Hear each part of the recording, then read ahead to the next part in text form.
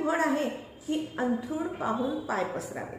म्हणजे आपली अवकात किती आहे त्यानुसारच आपण आपला खर्च करायचा असतो.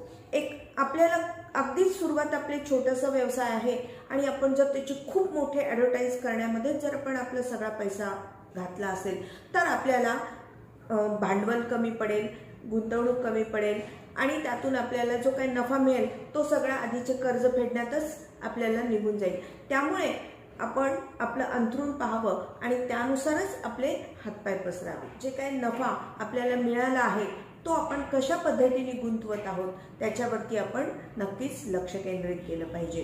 म्हणजे आलेला सगळाच पैसा आपण मौज मजेमध्ये किंवा चला आता आपल्याला खूप पैसा मिळाला, आजचा दिवस आज मजेत घालू, अशा प्रकारचं टेंडन्सी जर ठेवली तर आपण श्रीमंत नक्कीच होऊ शकणार नाही. एका दिवसासाठी आपल्याकडे पैसा येईल पण त्याचं आपण पुढे काय करत आहोत हे फार महत्त्वाचं असतं.